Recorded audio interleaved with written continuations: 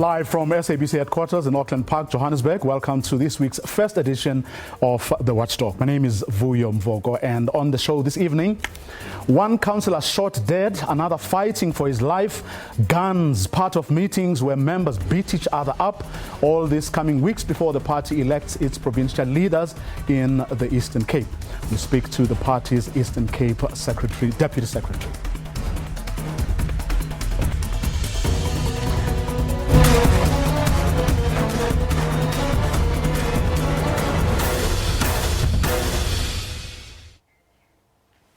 Well, one councillor was shot dead in Nelson Mandela Bay yesterday. Another one was shot the day before.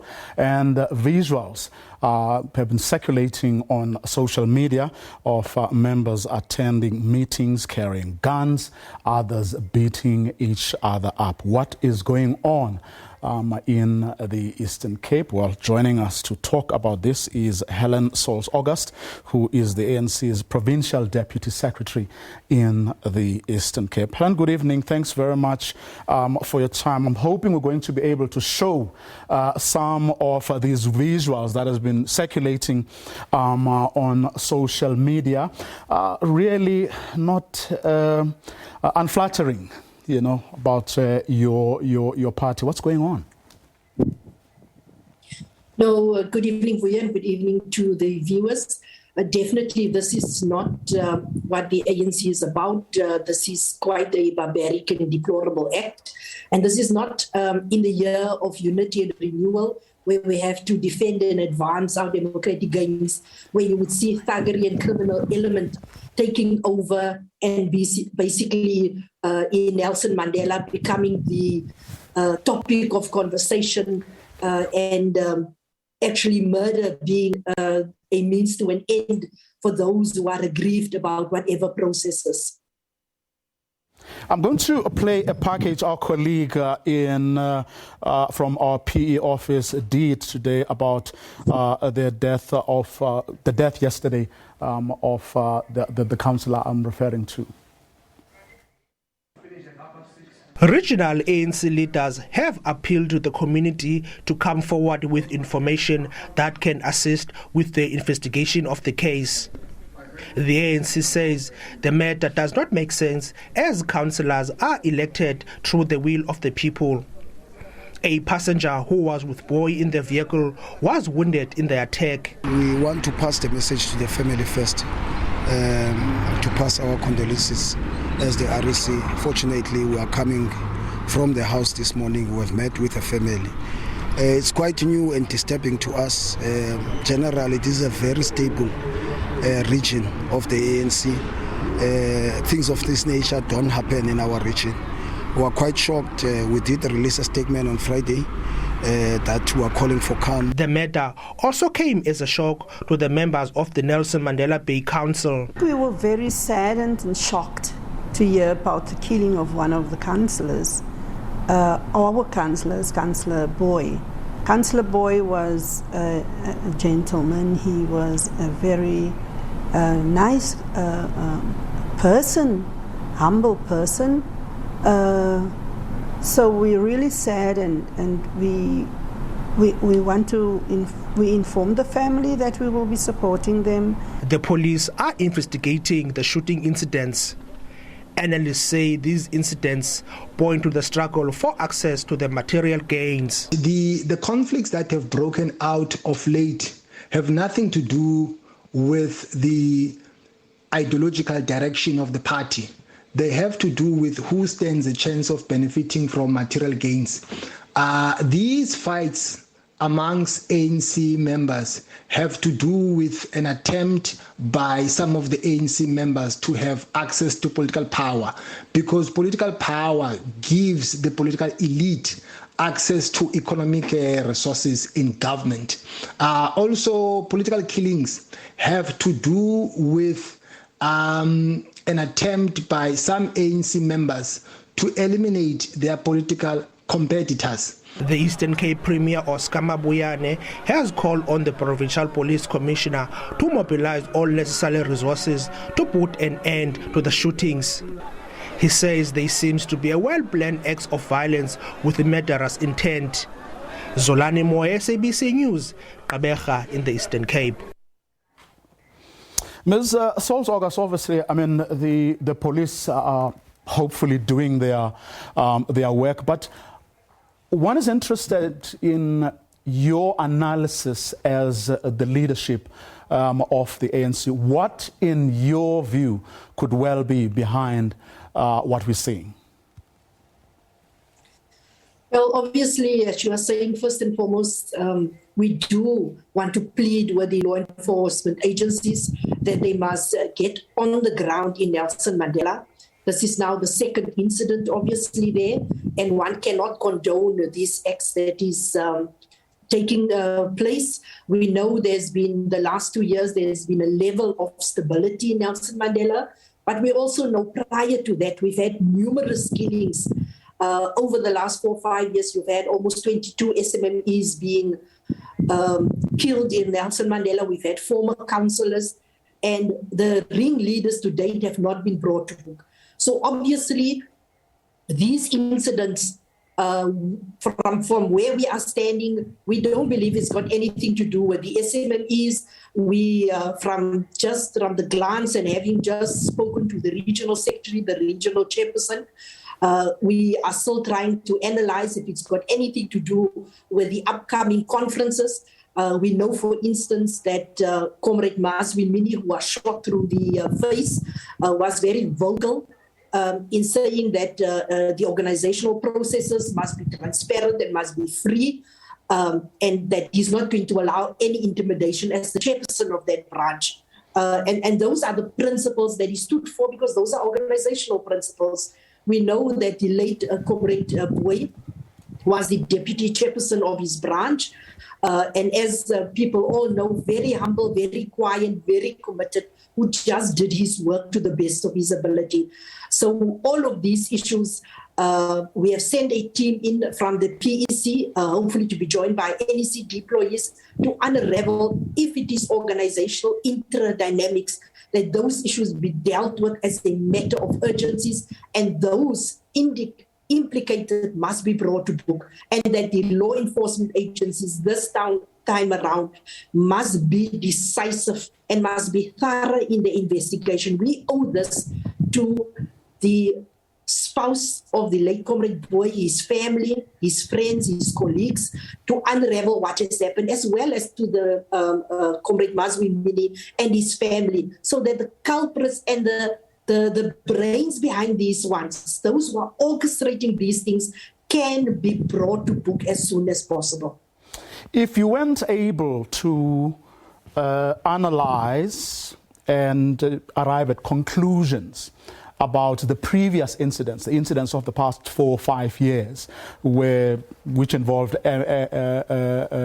SMMEs, who, I mean, according to information that is freely available out there, was partly as a result of ANC leaders acting irresponsibly.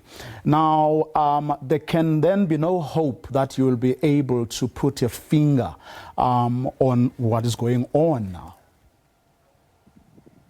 Well, clearly in the past with the SMEs, we want to agree with you on those issues we have resolved. That was political leaders acting in a very ill-mannered way, ill-disciplined way, making absurd promises to the SMMEs and getting the SMMEs in Gqeberha all wound up into intra-party political issues. So we were quite clear on those issues when we made the final analysis, and we were also adamant to the law enforcement agencies that they need to unearth who are behind these issues. We are saying on these issues, from just a scanning of the environment and speaking, that we don't believe it could be the same as it was 4 or 5 years back. We believe these are other issues at play, and from the look of it, it seems to be inter-political issues at play, because these two councillors were just busy with their deployment issues. either in the organization, and we know that Comrade Mazwi Mini has laid a complaint against several members of the ANC, which he believed has threatened him in full view of other people, and that is why we've sent a team in there to go and unearth what is happening and to furnish us with the report as soon as possible. In fact, I mean, from what is on circulating on social media groups, WhatsApp groups, and so on, he did actually submit a report where he actually named the people, and he actually has witnesses, you know, who saw him being intimidated, shouted at, being given orders, you know. So these people are known, and they are members of the organization. No, clearly that is true. That is why I'm saying he laid that complaint and he named these individuals. He named the vehicle. He could give a description thereof in a complaint. We are now taking those issues forward, where we've established this scheme led by PEC deployees, and we are hoping to be joined by an NEC deployee to unravel not only this case of the intimidation, but everything surrounding Comrade Mazwi Mini, as well as the incident surrounding the late Comrade Boyd in that fact. It is correct that we are not going to leave this issue. We are dealing with it, as I'm saying, to try to unearth who are the people behind it. And if it is so that those who intimidated him, they must be brought to book in terms of the organizational processes, so that we put measures in place to deal with that matter expeditiously.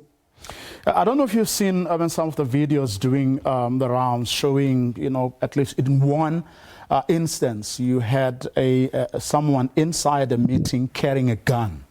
You also had a couple of incidents, or in fact, in the same meeting, you had people beating each other up, you know, wearing ANC regalia in what looked like an ANC meeting. Now, the question people are asking is, how many boys must die before you take drastic actions? You know, how many minis must be hit, you know, before, as the leadership, you really move out of your comfort zone? In other words, it can't just be about waiting for, you know, PEC members and national deployees to descend on Nelson Mandela Bay and then trying to, it's got to be drastic. Otherwise, more and more people are going to die or get hurt. No, we take the point, Vuyo, that we need to act with speed, but we also need to make sure that in terms of organizational processes, that we have done everything in our part to make sure that those that you see on the videos, we get those reports from the regions, and to identify for us who are those people, so that we can deal with these issues.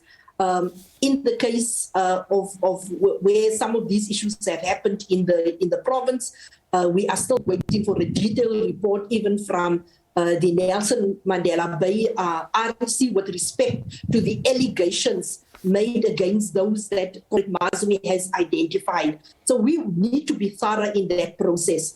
And we need to make quite sure that when we act, that we act decisively. I take the point that everybody was or would expect by now some suspensions along the way. But we just need to systematically deal with these issues and make sure that when we do act, that we won't have people coming back to us wanting to take these matters up on appeal, as it's become, or want to start litigating us, as now has become the trend in the organization.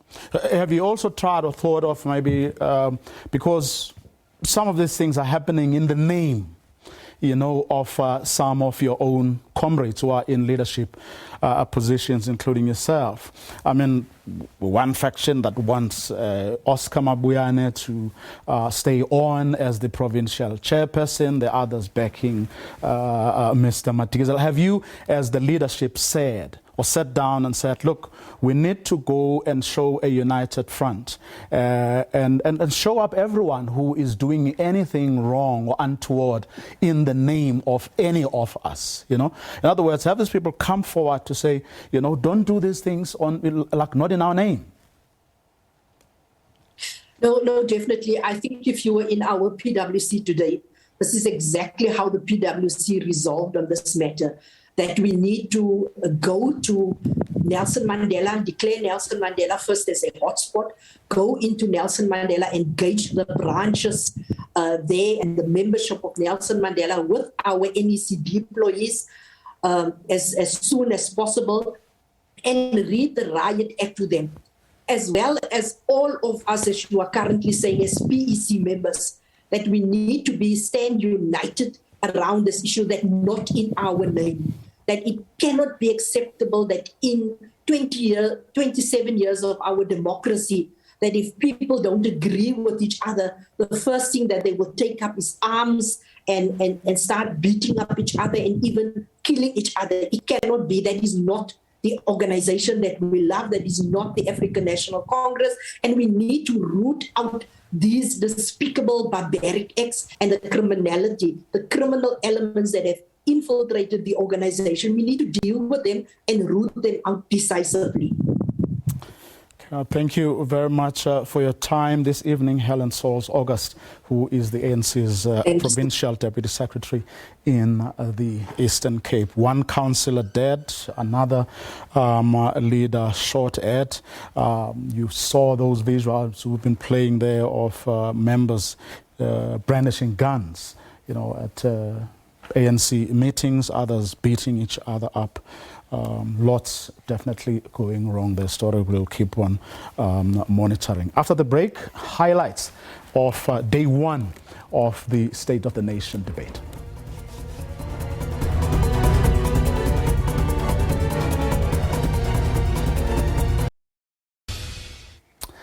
President Cyril Ramaphosa's State of the Nation address came under tight scrutiny today in Parliament. DA leader John Steenhuisen was the first to fire salvos.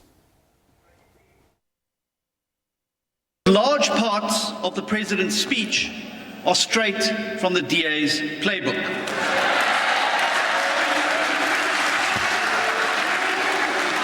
Let's be clear, that is a good thing. It's a good thing. Because what we need if we want to fight poverty is agreement of where and how jobs are created. And for the very first time, someone from that side of the House seems to get it. If we're honest, on Thursday night, the President didn't sound like a man leading the ANC, a party obsessed with centralized control of the economy and reliant on a massively bloated public sector. Channeling the DA, he said, and I quote, "Government doesn't create jobs, businesses create jobs. Government must create the conditions that will enable the private sector," unquote. But as we've seen today, what remains unclear is which of these views represents the real ANC. For almost 3 decades, this government has done about all that it possibly could to discourage job creation in the private sector through terrible draconian regulations and labour laws. For almost 3 decades, the ANC has stuck to its ideological guns of putting government and the state at the centre of economic growth and job creation. And for almost 3 decades, it's treated the small business owner as the enemy, doing all it can to extract taxes and exhaust their goodwill, forcing them to jump through extraordinary hoops of compliance and regulations, BE and a raft of other irrational requirements, not to mention the COVID regulations. And then suddenly, on Thursday night, we hear a different story. So what has changed? Now, Mr. President, I'm sure that you have seen and heard the analyst comments that you must have been reading the DA manifesto. Oh, interesting. Take on the speech there. John Steenhuisen reiterating what he and the party's chairperson said last week, immediately after President Ramaphosa delivered his State of the Nation address. Well, here's Julius Malema, the leader of the EFF's take on what Steenhuisen just said. In 2021, quarter 3, the unemployment rate increased from 34.9%, increasing to 7.6 million people. To put this simply, more than 1.7 million people have lost their jobs since you became president. You have now abandoned your strategy of summits and thumb-sucked job creation figures and told us that the private sector must create jobs. You do this because you are running from absolute failure to create employment. The suggestion that the private sector must lead to job creation is a neoliberal policy born out of consensus reached by the G7 when they summoned you to take pictures with them like a child. You have now returned here, conspired with a racist official opposition. Cyril Ramaphosa pandered to the whims of a racist opposition, that of course being Julius Malema's take on it all. Well, let's bring into the conversation now Professor Zwelinzima Mandevu, who is the director of the School of Public Leadership at Stellenbosch University. Prof, good evening. Thanks very much for your time. Good evening, Vuyo, and thank you for having me here. And I remember on Thursday evening, as we, sat to, unpack the President's State of the Nation address, I remember us talking about, that claim that John Steenhuisen made again. And subsequent to that, many people would have seen, the chairperson of the Democratic Alliance also weighing in, saying pretty much what her leader had to say. And since then, we've heard from or seen the South African Communist Party and the Congress of South African Trade Unions, who are the ANC's allies, saying, speak for yourself and not for us. What do you think this is doing, to President Ramaphosa? In the ANC, in its broader alliance arrangement, there's always been contradictions, but they've never been this widened. I think the fact that President Ramaphosa has admitted that government has failed to create jobs, and also that government does not have capacity to create jobs going forward.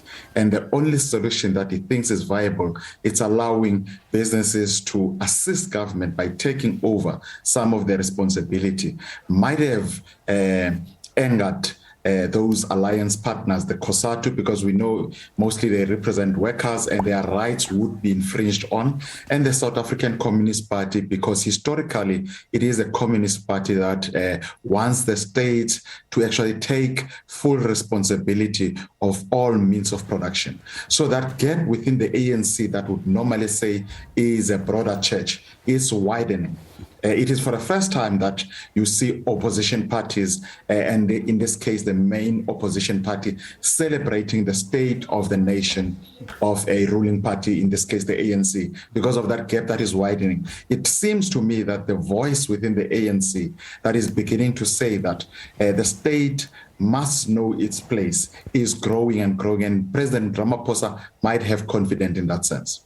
You don't think, it's a matter of time before, they have already, if you look at some social media posts, the so-called RET faction weighing in and saying, so, he's a sellout. This is the guy we have been talking about. I think we're likely going to hear that. You must remember that this, in a sense, is moving the ANC from its original position since it took government. They've tried previously to privatize, and that had a big backlash to the leadership at the time. And this might likely happen to Mr. Ramaphosa as well, because that group will start growing now. That says we might lose the essence of power if we give business an opportunity to run and assist that in creating jobs, in running major projects and so forth and so forth. And that might be compounded by the fact that the president is also centralizing major projects within his office. We've seen state security being also moved to the presidency. So all the strategic posts are then moving to the president. It seems like a president who's really consolidating. Do you think, though, Prof, is it not a question of, do you think he cares? Maybe is what I should get. And here's why I'm asking this. It's because there are people who are of the view that those who support and love the president and who will vote for him have pretty much made up their minds by now. And so are those who do not want him. So whatever he says or does between now and the end of the year is not going to change the balance of forces in any significant way. Yes, I think it is clear from the State of the Nation on Thursday that he is no longer focusing on the ruling party. He's no longer focusing on getting support within the ruling party. He would rather now focus on winning South Africans, the sympathy of South Africans. You would remember when he took office, he had all South Africans behind him when he ignited our energies through the song from our legendary Hugh Masekela, Tuma Mina, and the New Dawn. And South Africans are feeling now that that dream is not realized. So what he's doing, he's trying to win back South Africans rather than people within the ruling party. As you correctly said, he now understands that people have made up their minds. It would not help. But if he's got public sympathy, that would help push those who are still not sure to his side. Well, here's what the ANC's chief whip had to say about the claims that John Steenhuisen and the leader of the DA had to say earlier. Honorable Steenhuisen, through you, Speaker, the claim that we plagiarized their manifesto in the president's plan is an overreach. It's an overreach. For a party that believes in market fundamentalism and sees no meaningful interventions by the state, it is rich to claim such wisdom. Our economic perspectives are fundamentally different with the DA. We believe in the need for government to create an enabling environment for business to flourish, not some hostile takeover. What do you make of that, Prof? I think the chief whip is already missing the point. I think the point that worries a lot of people is the shift of government to say important, like ports, for example. President talks about ports being assisted, government being assisted, Transnet being assisted by a private sector. And that is worrying to people who know that this is a strategic institution that we need to retain as government. And when you do that, that's a major shift, even from the traditional ANC standpoint. I'm not saying it's necessarily something that they would not do because they claim to be a broader church, but this is a big shift. It's a 360-degree turn that is worrisome. The questions that you've asked, why now? Why have we not done that previously?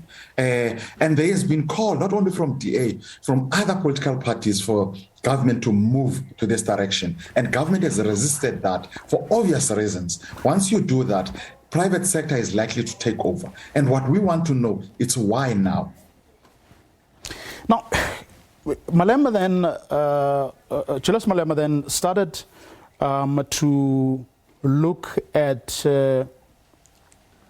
the history of President Ramaphosa's,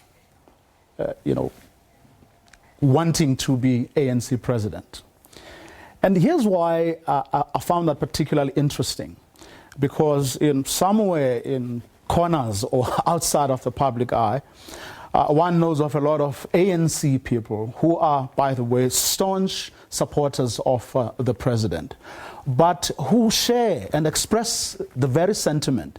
And if you also consider the fact that Julius Malema still remains close to a lot of his peers in the ANC, people he served with in the ANC Youth League, they club together, they socialize together.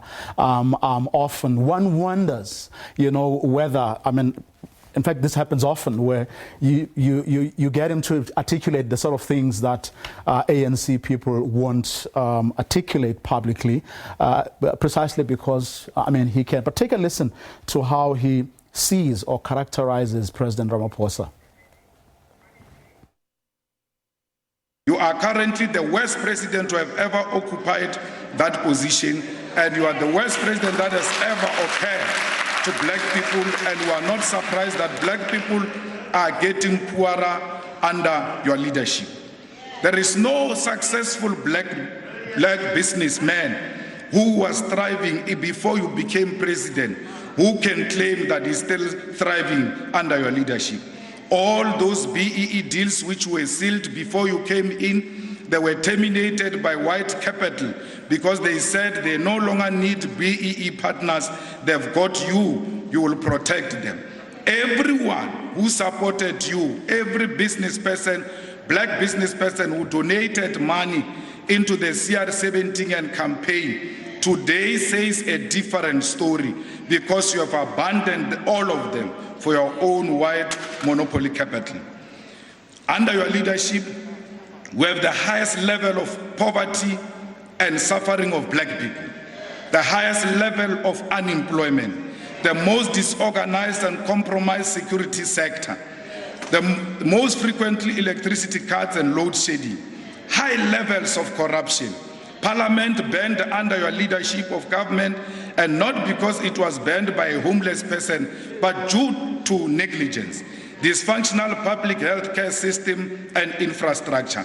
Our education infrastructure is still incomplete, and children still go to mud schools and use pit toilets. Neglect of the sports, arts and culture sector, which you never said anything about during SONA. You never ever said, not even a word, about sports, arts and culture. And that shows that you have no regard for all those young people who are involved in these activities. High levels of crime, dismal failure of the state criminal justice system to decisively deal with gender-based violence and femicide.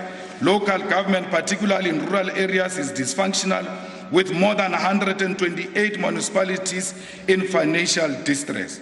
Under your tenure as president, the situation in South Africa has gone from bad to worse. The fact of the matter is, Mr. President, your dream of being a president has come true. Please, now that you have fulfilled your dream of wanting to become a president, why are you not leaving us in peace? IFP's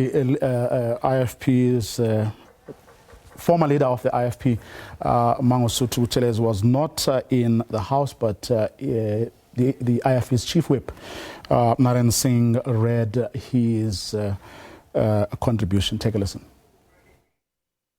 Honourable Speaker, Honourable Prince Buthelezi does not question the President's integrity or even his intent. Indeed, he pities the President, for it would be impossible to address even a fraction of the flood of expectations. But his concern is with the political will and the ability of the ruling party to do everything the President has committed to do in his State of the Nation address. There is a strong precedent to suggest that no matter what the President tells us during SONA, it is not a blueprint, but a wish list. Here is the FF Plus's Dr. Groenewald. Under the leadership of the President, in 2018, in his first year, it decreased from 1.1% the previous year to 0.8%. In 2019, before COVID, it was 0.113%. And therefore, under his leadership and what he said, does not compare on the promises he made. If we go and look at the unemployment rate, in 2018, when he became the president, that 2018 year, under his leadership, the narrow definition was 27.1% and the broad definition 37%. At the moment, the narrow definition is 34.9% and the broader definition 46.6%. Now the president came forward and he said, and I quote, "We all know that government doesn't create jobs. Businesses create jobs." Close quote. Honourable President, yes, you're quite right. We all know that government does not create jobs. We knew it all the time. The question is, why do you say this now at this moment? You had 4 years to look at this situation.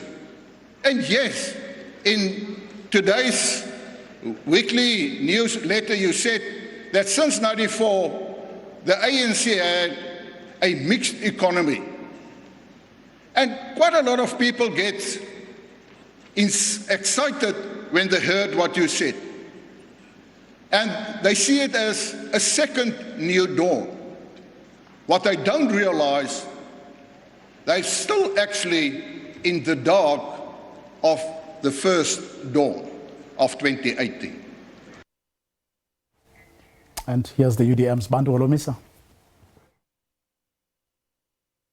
Without preempting the final outcome of the Zondo Commission, the same goes for the monies that as were confirmed at the Zondo Commission and Imparting Commission as well, that is the VBS, SSA and Bosasa standards, were diverted to your party's coffers. When will that money be returned to the fiscus to fix roads and many other infrastructure and other projects? Makusetyenze ngoku, i-evidence ikhona, you have nothing to lose. Fakuswazi. It was interesting to watch, Prof, how, the various opposition leaders, were trying to say, you make promises, but you don't deliver on them. Let's look at your record. It doesn't really, tell us that you've done much, if anything, from the time you took over as president. You haven't lived up to expectations. It's been a false dawn. I don't know what you make of it. Vuyo, I think the figures don't lie. The president, in his own admission, he has admitted that there are a number of failures. Government could not deliver on promises that they've made for various reasons he has put it forward. Some of them are COVID-related and others are economic challenges due to the pandemic. But clearly, at that particular point in time, it is clear that the president or the government of the day had no plan to take the country forward. Only now they realize that there are other options that one should opt for. And one is asking a question, where were they all along in this past 4 years? I think the stats that have been put before us are accurate. In fact, they are taken from the same leaf as the president statistics that he put it forward, that unemployment has grown drastically since he took over. You'd remember that when the president came to office, he was this messiah that we're all looking forward to, the person that was going to save the country from the 10 wasted years. But seemingly is that we are going to sing the same hymn that we sang in 2018 if things continue the way they are. Perhaps I am worried that the president might get to a point where biblically they would say that he is a Moses. He would not see the promise. He would not get to the promised land, but he would see the promised land if he continued in this trajectory. So I say it is up to him to really act. He has put out timelines like the 100 days. Let's see whether he would act in the 100 days. There is a Zondo Commission. The country's safety cluster is in tatters. And let's see whether the president acts within that time. If he doesn't act, all these plans would come to nothing. Okay. Of course, many ANC MPs were ready to defend him, among them the minister in the presidency, Mondli Gungubele. We're going to play that bite in a short while, Prof. But what does a president under the circumstances he's finding himself under right now, do now? Yes, you've spoken about the deadlines that he must make sure he meets and indeed try to change the situation. But do you think, because one of the criticisms today was how he's staffing his office, creating this super presidency where there's everyone who has to, I mean, a lot of people who are now supposed to do the things that critics are saying should be done by his ministers, you know. What does he do now?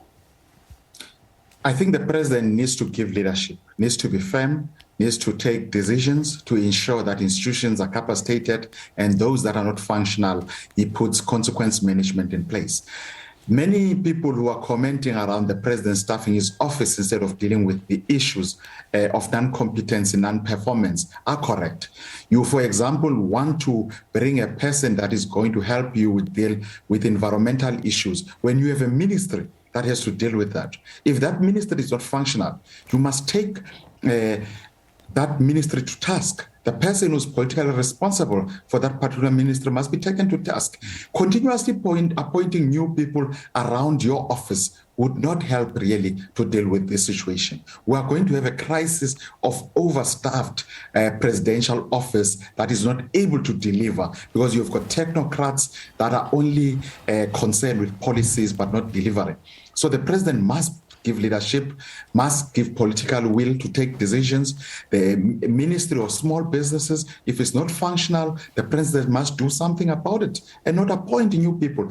Public works, if it's not working, you don't appoint a person in your office that deals with infrastructure when you have a department, fully staffed department that has to deal with these issues. The sooner he takes decision, drastic decision, some decision when you're a leader, you should take decisions that are not even popular. Put the country first before any other interest. And if he doesn't do that, history will judge him very badly as a poor performed president.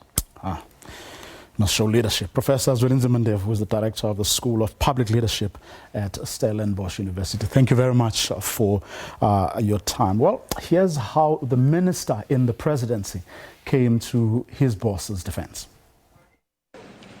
Mr. President, your comprehensive and responsive address was a rallying call to all people of South Africa to join hands in building a better life for all. By calling for a new social compact to implement South Africa's transformation agenda, you are affirming our constitutional directive that national unity in pursuit of human prosperity is a timeless phenomenon. You are alerting our minds to two fundamental revolutionary goals: that correcting the ills of the past and building a new South Africa which is inclusive, purely on the basis of humanity, are two sides of the same coin, which is nation building. I want to submit, Mr. President, that when these two are separated, a dream of a new South Africa is a dream deferred. The State of the Nation address affirmed that to secure the pride and conviction of the people behind the historic mission of their country is derived from the participation of all of them.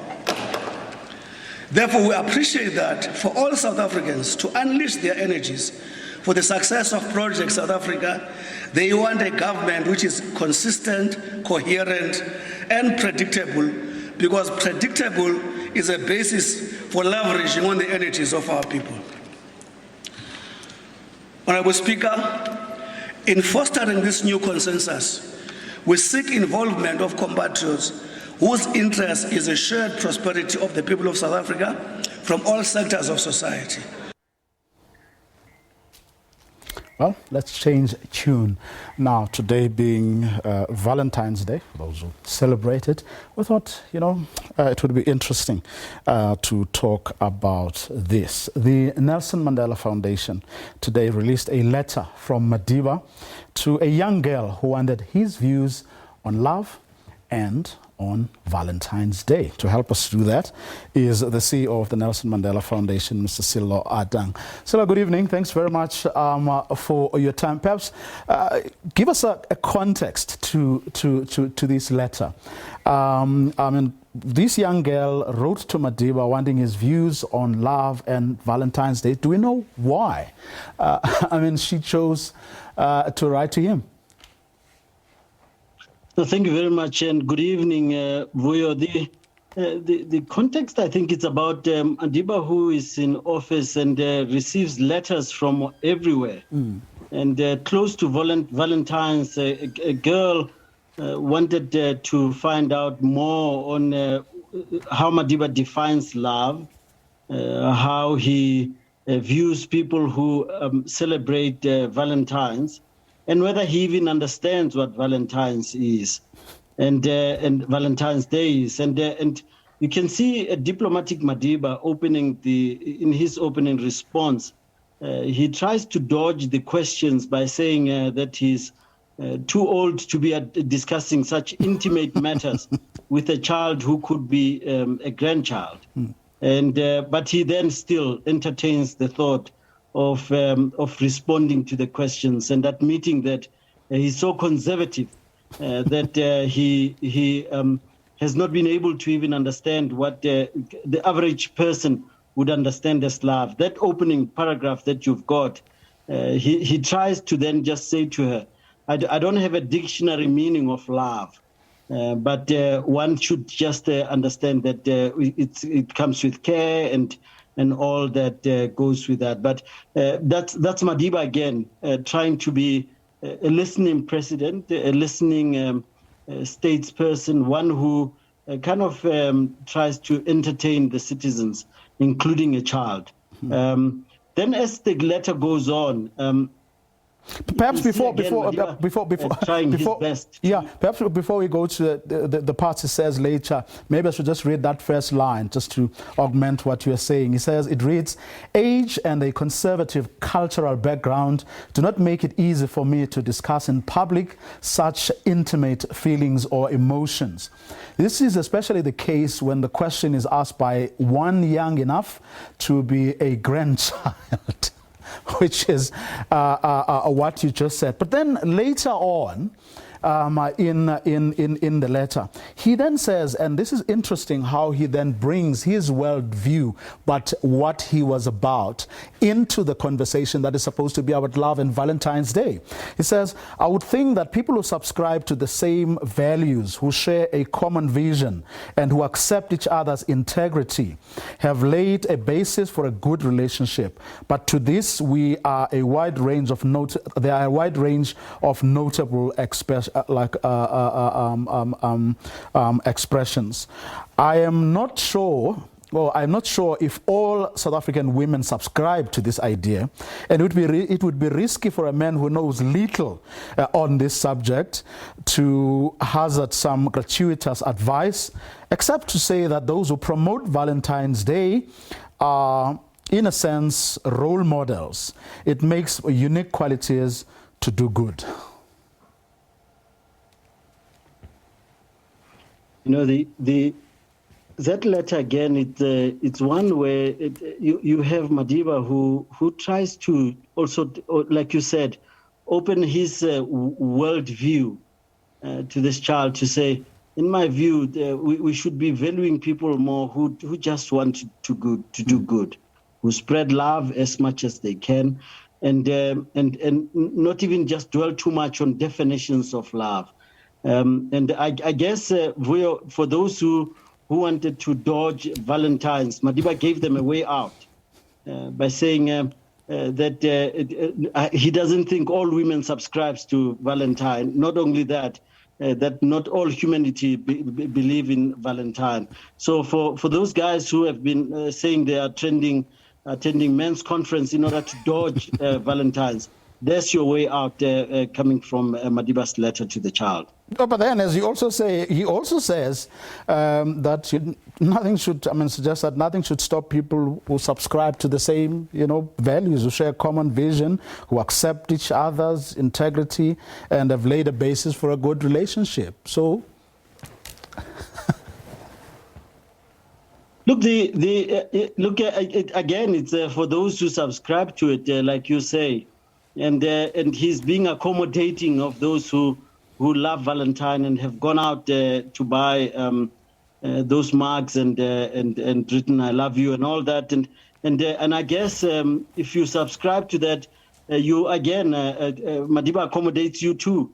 But the letter, in other words, we put it out in order to say to people, Madiba was human. And if you try to elevate him beyond that, you will fail, because he was just a human being, in some instances very rural in his approach to love, life, and many other things in between. And we're trying to bring out how Madiba himself brings out his own vulnerability also, to say, I don't know it all. And we're trying to show that the archive has that power to keep delivering the Madiba that we never thought we always knew to be this statesman through and through. And yet the archive says, actually, he was as human as you and I. The power of archiving. Welcoming, as I mean, the foundation released this letter a day after, on the 13th of February 1985. Madiba wrote a letter to the state president, which was subsequently read by his daughter, the late Zins. What a coincidence! Yeah, you know, that's a beautiful thing. That I went to Sanctuary Mandela yesterday, and as I was taking people through, there's this letter that Madiba wrote on the 13th of February 1985, and in the letter, it again says Madiba is so principled. Here's an opportunity for him to come out of prison in 1985. And he's been given conditional release. One of those conditions was that he should relinquish violence, he should basically leave the ANC, agree to be banished to the Eastern Cape or Ciskei at the time. And here's Madiba and his comrades then who consult. I'm told by Dr. Trevor Manuel that he consulted widely with this letter about this offer. And this consultation led to them then writing that response. And you'll see that the signatories of the letter include Ndate Walter Sisulu and Ndate Andrew Mlangeni. And as they write on to Raymond Hlaba, Ahmed Kathrada, Andrew Mlangeni. Well, I mean, it's quite interesting that, I mean, to look at the letter of where Madiba responds to a young girl who wanted his views on love and Valentines, but underscores principles. And in the one we are talking about now, which the late Zinzi Mandela read, and which has signatures of his comrades, Mhlaba, Sisulu, Ahmed Kathrada, Andrew Mlangeni. Again, you know, he goes back to, you know, principle. And I think that's what we're lacking most now. You know, we find ourselves in a position where leaders can flip-flop, and what they believed in yesterday, they repudiate the next day. In fact, there's another note in the archive, which I showed you, I think, a few years ago when you came for a tour of the Center of Memory. In the letter, and if you go to the website, you'll find that note, where Madiba is actually a note in his notebook. He says there's two types of leaders. There are leaders who are consistent in their leadership. They make a decision and you can believe that decision because they won't change their minds overnight. And then there are those leaders who change their minds overnight, and you can never trust whatever that comes out of their mind, out of their mouths. In other words, they flip-flop. They love you today, tomorrow they don't. And they make sure that the rest of the world knows that. And that kind of being values-based means that you hold on to a line. And I think that's what the archive is trying to always bring through. Madiba saying these things from the other side of life, from the grave, saying, here are some of the things, some of my thoughts with my comrades. And even that time, whenever young people say Madiba was a sellout, I tend to share letters like the one that we just shared now tonight, to say if he was such a sellout, he would have just taken the first opportunity to be a free man. He didn't. he stuck to principle, and he indicated that until such time that the apartheid government repudiates violence, that they then do away with apartheid, they free all political prisoners and those who are banished, and that the ANC be unbanished. I won't leave prison. And here's a man who was sticking to principle, and I think that's something we should try live up to in these trying times.